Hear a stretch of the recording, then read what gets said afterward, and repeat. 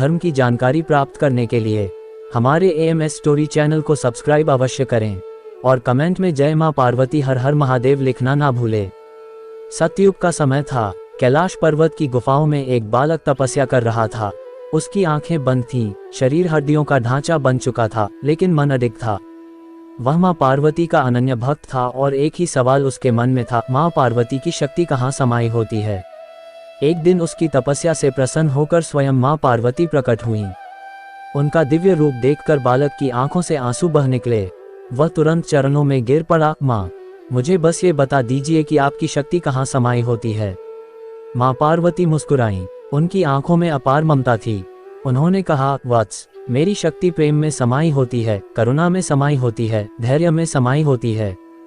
जो स्त्री अपने परिवार के लिए त्याग करती है, जो माँ अपने बच्चों की रक्षा के लिए स्वयं को समर्पित कर देती है, जो भक्त अपने ईश्वर के प्रति पूर्ण श्रद्धा रखता है, वही मेरी शक्ति समाई होती है। बालक अवाक रह गया। उसे समझ आ गया कि शक्ति किसी बाहरी रूप में नहीं, बल्कि हर हृदय में विद्यमान है। माँ पार्वती ने आशीर्वाद दिया और अंतर्धान हो गईं। बालक के चेहरे पर तेज आ गया था। अब वह जान चुका था कि सच्ची शक्ति कहाँ समाई होती है। गांव में हाहाकार मचा हुआ था। निर्दोष ग्रामीण सैनिकों के अत्याचार से त्रस्त थे। कोई अपनी झोपड़ी बचाने के लिए गिड़गिड़ा रहा था, तो कोई अपने बच्चों को छुपाने का प्रयास कर रहा था। बालक की आंखों में क्रोध उमड़ पड़ा। माँ ने कहा था कि करुणा की भी सीमाएं होती हैं। अब समय आ गया है कि मैं शक्ति के रौद्र रूप को पहचानूं। उसने आंखें बंद की और मां पार्वती का स्मरण किया, हे माँ, यदि मेरी निस्वार्थ भक्ति सच्ची है तो मुझे आपकी शक्ति का आशीर्वाद दो। अचानक बालक के शरीर में एक अद्भुत तेज समा गया। उसकी दुर्बल काया एक दिव्य योद्धा में परिवर्तित होने लगी। उसकी आंखों से बिजली सी चमक उठी। जब उसने अपना हाथ उठाया तो वहां मां दुर्गा का दिव्य त्रिशूल प्रकट हो गया। सैनिक ठिठक गए। एक छोटे से बालक में इतनी ऊर्जा, ये कैसे संभव था। बालक ने गरज कर कहा, अत्याचारियों, अब तुम्हारा अंत निश्चित है। उसके शब्दों में इतनी शक्ति थी कि पूरा वातावरण गूंज उठा। सैनिकों ने डरकर तलवारें उठाईं, लेकिन जैसे ही उन्होंने वार करना चाहा, बालक ने त्रिशूल को घुमाया और देखते ही देखते चारों ओर अग्नि प्रकट हो गई। अब अन्याय का अंत होगा। बालक ने हुंकार भरी। एक एक कर सभी दुष्ट सैनिक धराशायी हो गए। गांव वाले अवाक खड़े इस चमत्कार को देख रहे थे। जब अंतिम सैनिक भी धराशायी हो गया तो अचानक आकाश में मां पार्वती का दिव्य स्वर गूंज उठा, वत्स, तूने सिद्ध कर दिया कि शक्ति वहीं प्रकट होती है जहां धर्म की रक्षा की जाती है। तू अब केवल मेरा भक्त नहीं, बल्कि मेरा पुत्र है। बालक की आंखों से आंसू छलक पड़े। मां, आपकी शक्ति का सही अर्थ आज समझ में आया। करुणा, प्रेम और त्याग। लेकिन जब अन्याय अपनी सीमा लंघ जाए तो शक्ति का प्रकट होना आवश्यक है। मां पार्वती प्रसन्न होकर अंतर्धान हो गईं। गांव में आनंद और विजय का जयघोष होने लगा। जहां धर्म है वहीं मां पार्वती की शक्ति समाई होती है। गांव में विजय का उत्सव मनाया जा रहा था। चारों ओर दीप जल उठे, फूल बरसाए जाने लगे और हर व्यक्ति उस बालक को प्रणाम कर रहा था जिसने मां पार्वती की शक्ति को जागृत कर अन्याय का अंत कर दिया था। लेकिन बालक के मन में अभी भी एक प्रश्न शेष था। मां की शक्ति तो प्रकट हो गई, लेकिन क्या ये शक्ति सदा मेरे साथ रहेगी। रात्रि के गहरे अंधकार में बालक फिर से ध्यान में बैठ गया। उसकी आंखें बंद थीं, मन शांत था, लेकिन हृदय में एक जिज्ञासा थी। तभी एक हल्की शीतल हवा चली और अचानक आकाश में दिव्य प्रकाश प्रकट हुआ। मां पार्वती स्वयं उसके सामने खड़ी थीं। वत्स, तुमने अभी तक शक्ति का केवल एक पक्ष देखा है, लेकिन क्या तुम इसे धारण करने के लिए तैयार हो। बालक ने विस्मय से कहा, मां, शक्ति का धारण करना क्या कठिन है। मां पार्वती मुस्कुराईं, शक्ति का धारण करना सबसे कठिन कार्य है पुत्र। ये केवल युद्ध करने के लिए नहीं होती, ये संयम, त्याग और धैर्य की परीक्षा भी लेती है। जो शक्ति का उपयोग केवल अहंकार और स्वार्थ के लिए करता है, उसका पतन निश्चित होता है। क्या तुम इस परीक्षा के लिए तैयार हो। बालक के मन में दृढ़ संकल्प जाग उठा। उसने नतमस्तक होकर कहा, हाँ मां, मैं शक्ति को सच्चे धर्म और न्याय के लिए धारण करूंगा। तभी एक चमत्कार हुआ। मां पार्वती का आशीर्वाद बालक के मस्तिष्क में समा गया और उसके शरीर से एक दिव्य प्रकाश निकलने लगा। अब वह केवल एक साधारण बालक नहीं था, बल्कि साक्षात मां शक्ति का अंश बन चुका था। मां पार्वती अंतर्धान हो गईं, लेकिन उनकी शक्ति बालक के भीतर सदा के लिए समा गई। अब वह न केवल अपनी रक्षा कर सकता था, बल्कि जहां भी अन्याय होगा वहां उसकी शक्ति प्रकट होगी। यही मां पार्वती की सच्ची शक्ति है, जो केवल विनाश के लिए नहीं, बल्कि सृजन, प्रेम और न्याय के लिए प्रकट होती है। अब वह बालक साधारण नहीं रहा। माँ पार्वती की शक्ति उसके भीतर समा चुकी थी। उसकी आंखों में तेज था, मन में करुणा थी और हृदय में धर्म की लौ प्रज्वलित हो चुकी थी। लेकिन एक प्रश्न अब भी उसके भीतर हलचल मचा रहा था, क्या शक्ति केवल युद्ध में ही प्रकट होती है? क्या सच्ची शक्ति का अर्थ केवल शत्रु का विनाश करना है? उत्तर पाने के लिए वह फिर से ध्यानस्थ हुआ। इस बार ध्यान गहरा था और हृदय में शांति भी। तभी एक दिव्य दृश्य प्रकट हुआ। माँ पार्वती स्वयं हिमालय के शिखर पर विराजमान थी और उनके चारों ओर असंख्य देवता नतमस्तक खड़े थे। माँ पार्वती ने स्नेह से कहा, वत्स, तुमने मेरी शक्ति का प्रथम स्वरूप देखा, धर्म के रक्षक के रूप में। लेकिन शक्ति का सबसे महत्वपूर्ण रूप क्या है, जानते हो? बालक ने सिर झुका लिया। माँ, कृपा करके बताइए। माँ पार्वती ने प्रेम से उत्तर दिया, सच्ची शक्ति सृजन में है। विनाश करना सरल है, लेकिन निर्माण करना कठिन। मेरी शक्ति केवल तलवार उठाने में नहीं, बल्कि प्रेम से टूटे हृदयों को जोड़ने में भी है। तुमने अधर्म का नाश किया, यह उचित था, लेकिन अब समय है सृजन का। क्या तुम इसके लिए तैयार हो? बालक स्तब्ध रह गया। उसे आज ज्ञात हुआ कि शक्ति का सबसे ऊंचा रूप केवल युद्ध नहीं, बल्कि शांति स्थापित करना है। वह तुरंत गांव लौटा। अब उसने तलवार नहीं, बल्कि प्रेम और करुणा का मार्ग अपनाया। उसने शिक्षा का प्रचार किया, निर्धनों की सेवा की और समाज में सच्चे धर्म की स्थापना की। धीरे धीरे उसका नाम चारों ओर फैलने लगा। लोग उसे एक महान तपस्वी, एक सच्चा योद्धा और एक दिव्य आत्मा मानने लगे। एक दिन जब वह हिमालय के शिखर पर ध्यान में था, माँ पार्वती पुनः प्रकट हुई। उन्होंने प्रसन्न होकर कहा, वत्स, अब तुमने सच्चे अर्थों में मेरी शक्ति को पहचान लिया है। शक्ति केवल तलवार की नहीं, प्रेम, धैर्य और सेवा की भी होती है। सच्चा योद्धा वही होता है जो युद्ध के साथ साथ सृजन करना भी जानता है। बालक की आंखों में आनंद के आंसू छलक आए। अब उसे शक्ति का अंतिम सत्य मिल चुका था। जहां प्रेम, सेवा और त्याग होता है, वहीं मां पार्वती की शक्ति सदा समाई होती है। बालक अब एक साधारण मानव नहीं रहा, वह मां पार्वती की शक्ति का सच्चा धारक बन चुका था। उसका हृदय करुणा से भरा था, लेकिन उसमें अदम्य साहस और अटूट धैर्य भी था। गांव में उसका आदर बढ़ने लगा, लोग उसे गुरुदेव मानने लगे और दूर दूर से भक्त उसकी शरण में आने लगे। लेकिन जहां शक्ति होती है, वहां परीक्षा भी होती है। एक दिन गांव में एक क्रूर राजा का आगमन हुआ। वह अहंकारी और निर्दयी था। उसने सुना था कि इस गांव में कोई दिव्य पुरुष रहता है जिसकी शक्ति अतुलनीय है। राजा की आंखों में जलन थी। यदि यह बालक वास्तव में इतना शक्तिशाली है, तो इसे मेरी सेवा में आना चाहिए। इसकी शक्ति का उपयोग मैं अपने साम्राज्य को बढ़ाने के लिए करूंगा।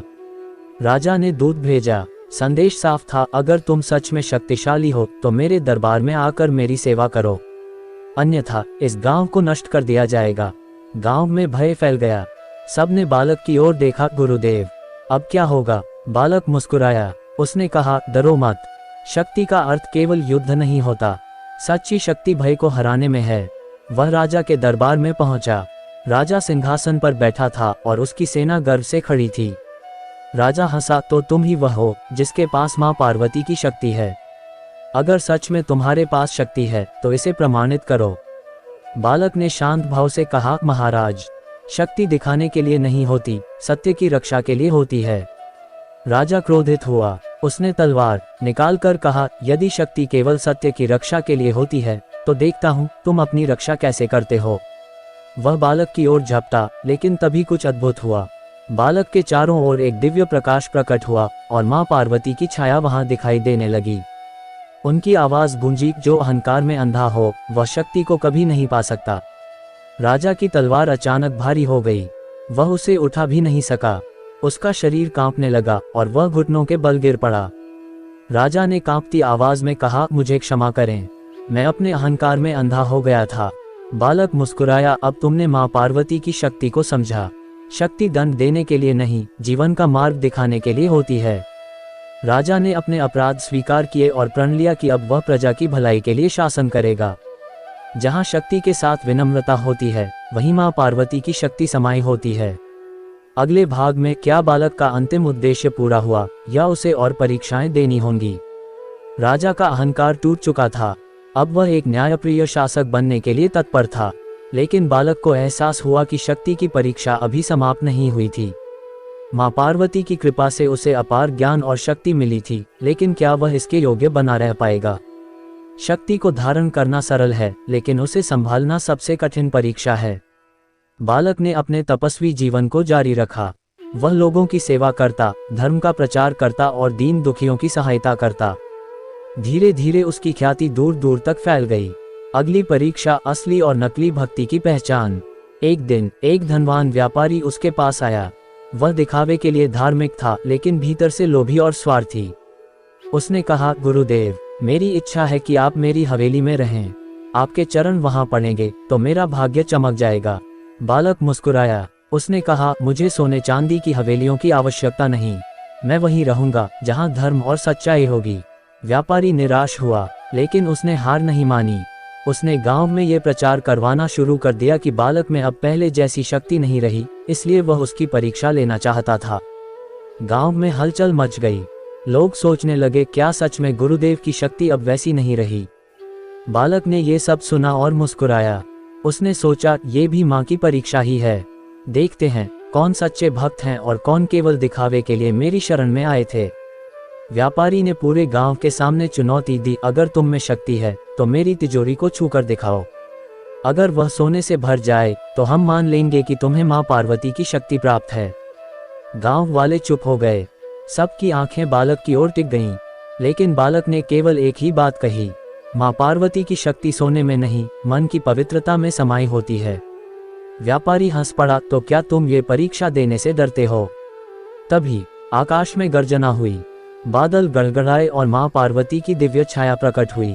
उनका स्वर गूंजा, जो शक्ति को लोभ के लिए परखना चाहता है वह स्वयं शक्ति से वंचित हो जाता है। अचानक व्यापारी की तिजोरी खुल गई, लेकिन उसमें सोना नहीं था, बल्कि केवल धूल और राख थी। व्यापारी कांप उठा। उसे अपनी भूल का एहसास हुआ। उसने बालक के चरणों में गिरकर क्षमा मांगी। बालक ने उसे उठाया और कहा, शक्ति दिखाने की चीज नहीं, वह एक उत्तरदायित्व है। मां पार्वती की शक्ति वहीं प्रकट होती है जहां सच्चा धर्म होता है। जहां सच्चाई और निस्वार्थता होती है, वहीं मां पार्वती की शक्ति समाई होती है। क्या अब बालक को अंतिम परीक्षा का सामना करना पड़ेगा? क्या वह पूरी तरह मां पार्वती की शक्ति को आत्मसात कर पाएगा? जानिए अगले भाग में। बालक की ख्याति अब केवल गांव तक सीमित नहीं रही। उसकी बुद्धि, करुणा और दिव्यता की चर्चा दूर दूर तक फैल गई। लेकिन मां पार्वती की शक्ति को पूर्ण रूप से आत्मसात करने के लिए उसे अभी अंतिम परीक्षा देनी थी। अंधकार से अंतिम युद्ध। एक रात जब पूरा गांव गहरी नींद में था, अचानक चारों ओर भयानक अंधकार फैल गया। हवा ठहर गई, पशु विचलित हो उठे और वातावरण में एक अजीब सी भयावह ऊर्जा फैलने लगी। बालक समझ गया, यह कोई साधारण घटना नहीं, अवश्य ही कोई अधर्मी शक्ति जागृत हो रही है।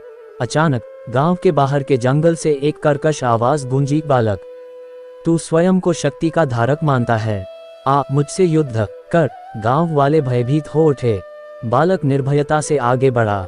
जंगल में पहुंचते ही उसने देखा, एक भयंकर दानव खड़ा था, जिसकी आंखों से अग्नि निकल रही थी और जिसका शरीर काले धुएं से घिरा हुआ था। मैं असुर कालकेश हूँ, दानव गर्जा। युगों से मां पार्वती की शक्ति को नष्ट करने का प्रयास कर रहा हूँ, लेकिन कोई न कोई उसका रक्षक बन जाता है।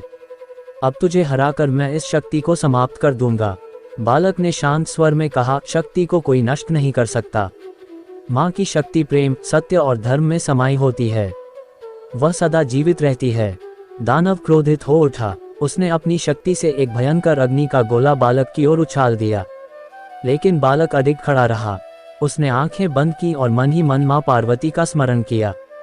हे मां, यदि मैं आपकी सच्ची शक्ति को समझ चुका हूं तो मुझे विजय का आशीर्वाद दें। अचानक बालक के शरीर से तेजस्वी प्रकाश निकलने लगा। उसके पीछे मां पार्वती की दिव्य छवि प्रकट हुई। उनका स्वर गूंजा, शक्ति केवल विनाश के लिए नहीं, बल्कि अज्ञान और अधर्म के अंधकार को मिटाने के लिए होती है। बालक ने अपने हाथों को उठाया और देखते ही देखते उसकी हथेलियों से प्रकाश की लहरें निकलने लगीं। वह दिव्य ऊर्जा दानव की काली शक्ति से टकराई और पल भर में उसे भस्म कर दिया। दानव एक भयंकर चीख के साथ जल उठा और अंततः नष्ट हो गया। अंधकार समाप्त हो गया। जंगल में शांति फैल गई। गांव के लोग दौड़कर वहां पहुंचे और बालक को प्रणाम किया, लेकिन बालक ने सिर झुका लिया और मां पार्वती को नमन करते हुए कहा, मैं केवल एक माध्यम हूँ। मां की शक्ति सदा सत्य के साथ रहेगी। जहां अंधकार मिटाने का साहस होता है, वहीं मां पार्वती की शक्ति समाई होती है। अंततः बालक को अपनी अंतिम परीक्षा में भी सफलता मिली। वह अब केवल माँ का भक्त नहीं बल्कि उनकी दिव्य शक्ति का सच्चा धारक बन चुका था। दानव का अंत हो चुका था, गांव में फिर से शांति लौट आई थी, लेकिन बालक जानता था कि शक्ति का सच्चा अर्थ केवल युद्ध में विजय पाना नहीं बल्कि उसे सही दिशा में उपयोग करना है। माँ पार्वती का अंतिम संदेश। बालक ध्यान में बैठा और कुछ ही क्षणों में माँ पार्वती की दिव्य छवि प्रकट हुई। उनका स्वर कोमल था, लेकिन उसमें एक गहरी सीख छुपी थी। वत्स, तुमने अधर्म और अज्ञान के अंधकार को हराकर यह सिद्ध कर दिया कि तुम केवल बलशाली नहीं बल्कि सच्चे धर्म के रक्षक भी हो। लेकिन अब तुम्हें सबसे महत्वपूर्ण बात समझनी होगी। बालक ने सिर झुकाकर कहा, माँ कृपया बताइए। माँ पार्वती ने मुस्कुराते हुए कहा, शक्ति का सबसे बड़ा स्वरूप सेवा और त्याग में है। शक्ति केवल युद्ध में नहीं बल्कि दूसरों के दुख को हरने में भी प्रकट होती है। अब तुम्हारा कर्तव्य है कि इस शक्ति को संसार के कल्याण के लिए प्रयोग करो। बालक की आंखें चमक उठीं। उसे आज सच्चे अर्थों में माँ पार्वती की शक्ति का अंतिम रहस्य समझ में आ गया था। शक्ति का सच्चा उपयोग। अब बालक ने अपना जीवन सेवा और परोपकार में समर्पित कर दिया। उसने निर्धनों के लिए अन्न क्षेत्र खोला, रोगियों के लिए औषधालय बनवाया और लोगों को सच्चे धर्म का मार्ग दिखाने लगा। धीरे धीरे लोग समझने लगे कि शक्ति का असली स्वरूप केवल शारीरिक बल में नहीं बल्कि सच्चाई, दया और करुणा में समाया होता है। माँ पार्वती का आशीर्वाद। एक दिन जब बालक ध्यान में लीन था, माँ पार्वती पुनः प्रकट हुई। उन्होंने अपने कमल समान हाथ बालक के सिर पर रखे और कहा, वत्स, तुमने मेरी शक्ति को सच्चे अर्थों में आत्मसात कर लिया है। अब तुम केवल एक मानव नहीं बल्कि धर्म के जीवित प्रतीक हो। मेरी शक्ति सदैव तुम्हारे साथ रहेगी। और फिर एक तेजस्वी प्रकाश के साथ माँ पार्वती अंतर्धान हो गईं। बालक अब एक संत बन चुका था। वह जहाँ जाता वहाँ प्रेम, शांति और सत्य की ज्योति फैला देता। और इसी प्रकार माँ पार्वती की शक्ति सदा के लिए मानवता के कल्याण में समा गई। जहाँ सेवा, करुणा और सच्चाई होती है, वहीं माँ पार्वती की शक्ति समाई होती है। बालक अब केवल एक व्यक्ति नहीं रहा बल्कि वह धर्म, सत्य और सेवा का प्रतीक बन चुका था। गांव के लोग उसे केवल गुरुदेव ही नहीं बल्कि एक दिव्य आत्मा मानने लगे। लेकिन उसकी यात्रा यहीं समाप्त नहीं हुई थी, क्योंकि शक्ति का सार केवल अर्जन में नहीं बल्कि उसके सही उपयोग में होता है। अंतिम संदेश, शक्ति का अनंत प्रवाह। एक दिन जब वह ध्यान में लीन था, माँ पार्वती अंतिम बार प्रकट हुई। उनका स्वर दिव्य था, लेकिन इस बार उसमें एक नई अनुभूति थी। वत्स, तुमने शक्ति को पहचान लिया, उसे आत्मसात कर लिया और उसका सही उपयोग भी किया। अब समय आ गया है कि तुम इसे पूरे संसार में प्रवाहित करो। बालक ने सिर झुकाकर कहा, माँ कृपया मार्गदर्शन दीजिए। माँ पार्वती ने कहा, शक्ति को एक स्थान पर बांध कर नहीं रखा जा सकता। इसे जल की तरह प्रवाहित होने दो। जो ज्ञान, प्रेम और धर्म के पथ पर चले, उसे इस शक्ति का आभास होगा। यही मेरा अंतिम आशीर्वाद है। ये सुनते ही बालक की आंखों में आनंद के आंसू छलक पड़े। उसे ज्ञात हो चुका था कि माँ पार्वती की शक्ति किसी एक व्यक्ति या वस्तु में नहीं बल्कि संपूर्ण सृष्टि में व्याप्त है। शक्ति कभी समाप्त नहीं होती। इसके बाद बालक ने अपना जीवन ज्ञान और सेवा के प्रचार में लगा दिया। वह हर स्थान पर गया, लोगों को सत्य का मार्ग दिखाया और उन्हें बताया कि शक्ति केवल तलवार उठाने में नहीं बल्कि प्रेम और धैर्य में भी होती है। धीरे धीरे उसका शरीर वृद्ध होने लगा, लेकिन उसकी आत्मा सदा युवा बनी रही। एक दिन जब वह हिमालय की ऊंचाइयों पर ध्यान में बैठा था, एक दिव्य प्रकाश उसके चारों ओर फैल गया। माँ पार्वती का स्वर गूंजा, वत्स, अब तुम मेरे अंश में समाने के योग्य हो गए हो। तुम्हारा ये शरीर समाप्त हो सकता है, लेकिन तुम्हारी ऊर्जा सदा जीवित रहेगी। और फिर वह दिव्य बालक एक प्रकाश की लहर में परिवर्तित होकर सृष्टि में विलीन हो गया। जहाँ प्रेम, सेवा और सच्चाई होगी, वहीं माँ पार्वती की शक्ति समाई होगी।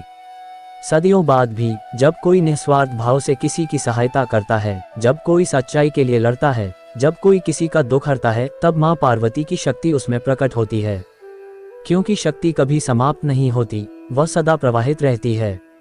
पूर्ण विराम, लेकिन माँ पार्वती की शक्ति का प्रवाह अनंत है। मैं उम्मीद करता हूँ आप सभी ने ये कथा यहाँ तक सुनी होगी।